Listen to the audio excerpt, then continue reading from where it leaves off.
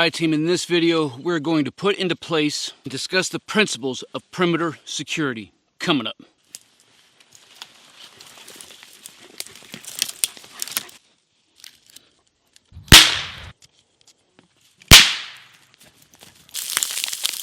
Tears of a commie. Right, so here we go.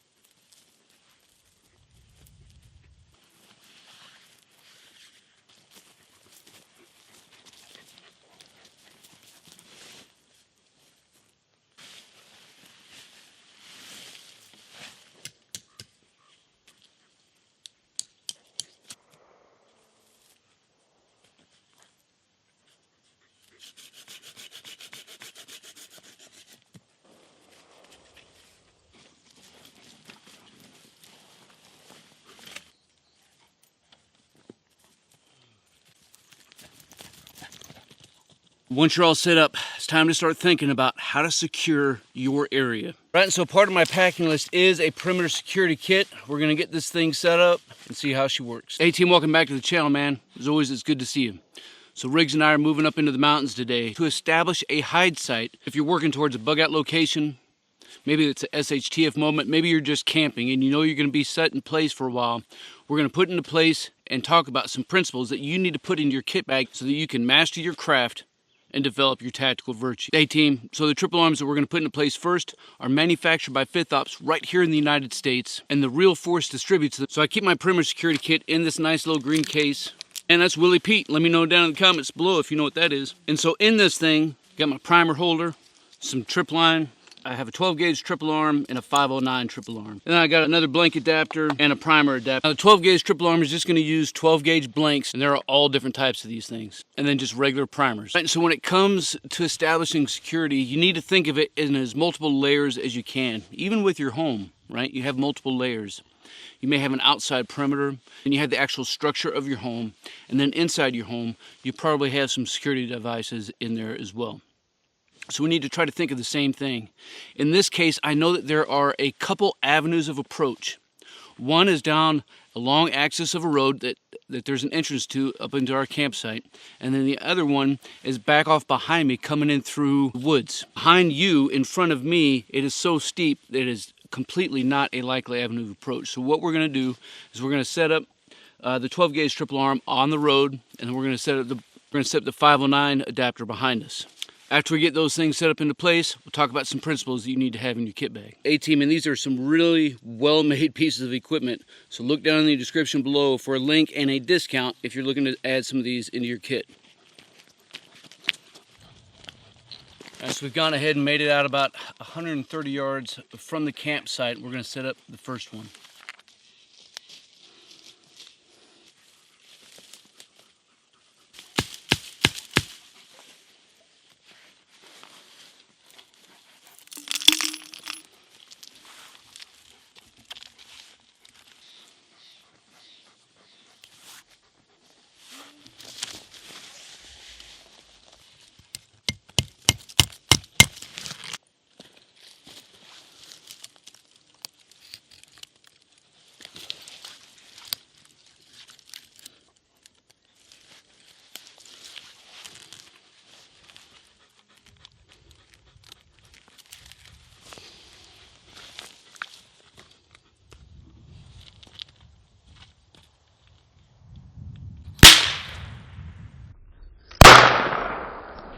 All right, so the other most likely avenue of approach is coming straight in through the forest, just like we did coming in. So I'm gonna set up another one right here using the 509 primer.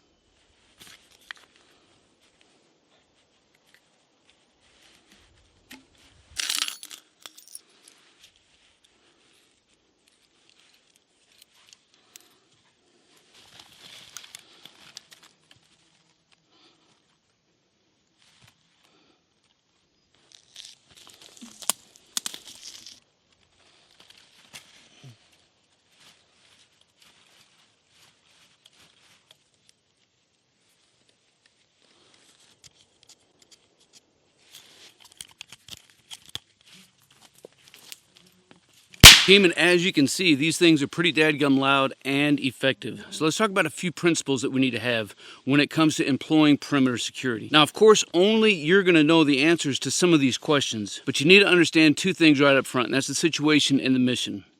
Right, when we start talking about the situation, we need to understand whether we're working in a contested or a non-permissive environment. Again, it could be something as simple as camping off into the backcountry, or maybe you're working through an SHTF moment and you're trying to get out to a bug out location and then secure that site. You need to understand what the terrain and the weather is that you're dealing with.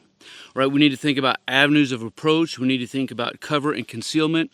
We need to think about key terrain, obstacles that are going to be specific to your location. And when we think about avenues of approach, that's where we're going to start really thinking about and employing some security perimeter, whether it's triple arms like this or other measures that you have, which we'll talk about a few that you might be able to add into your plan as well later.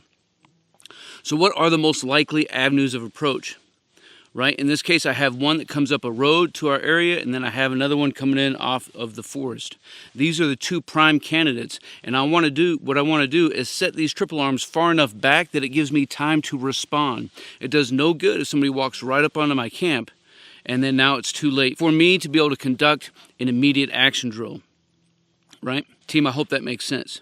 Now, you don't want things so far out that you can't hear them, but you want them close enough that you can react and respond to them. On that note, after you do get them set up into place, you need to look at it from the enemy's point of view.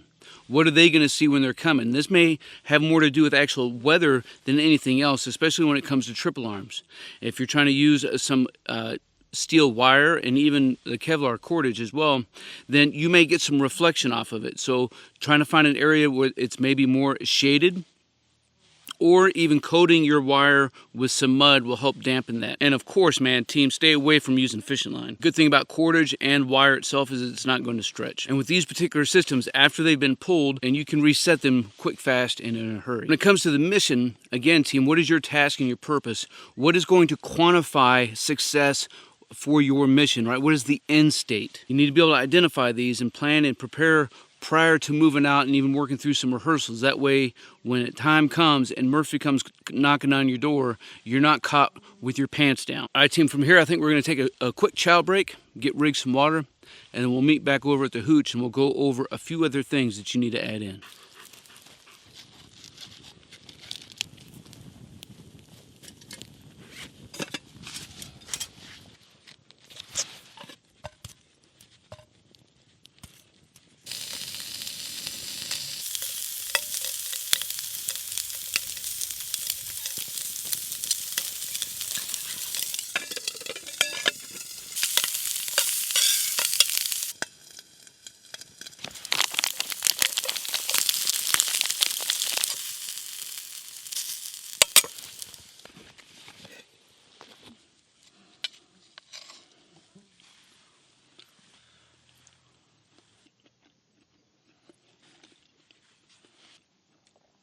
Oh yeah. Top all that down with the tears of a commie. And if you didn't know, Riggs is trying to get on the action. Every time you share one of my videos, this flask is filled up with them. So I appreciate you fellas. Oh yeah. Don't let her go empty. Right, so we're going to try to put some things in perspective, especially as it may relate to my day job. And site defense, in this case specifically for perimeter security. You know, if you're just trying to set up something because you're camping and you worry about four-legged creatures, setting up some triple arms may be overkill, maybe not. They are nice and loud and they are super effective and reusable.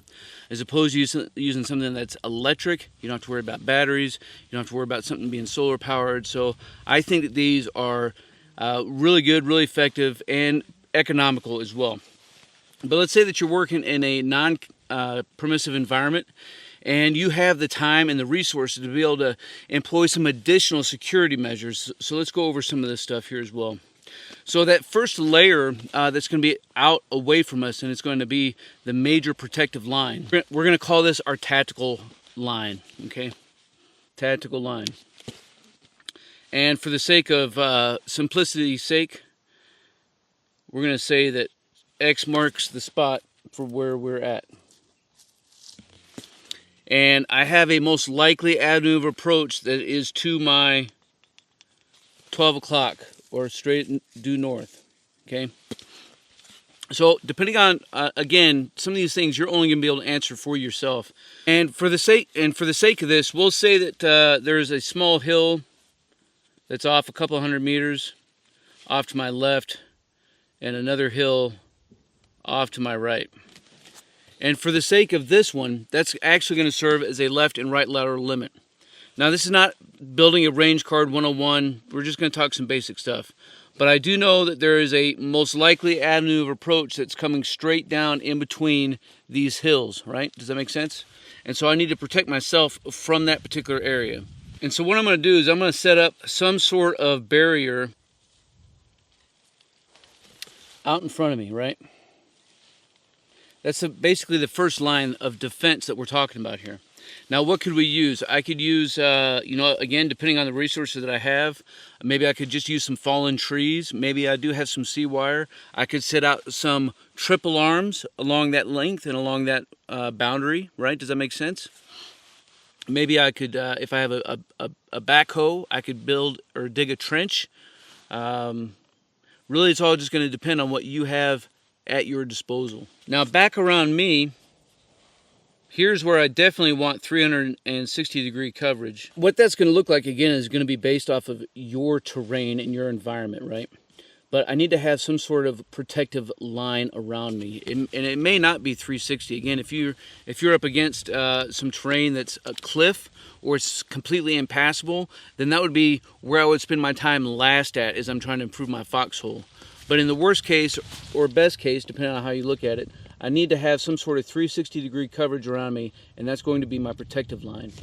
Now, what I want to do is try to fool some folks who may be coming towards at me. And what could I use for that protective line? You know, trip lines, again, just like we did here, out away from us on that tactical line. I could set up some 12 gauge trip lines, and then up closer to me, I could use some of those 509s. Again, depending on what you have available. And if I can, as I'm continuing to improve my foxhole, what I want to try to do is employ some perimeter security measures that may help deceive or fool the enemy into knowing exactly where my location is, especially if I'm trying to use some wire.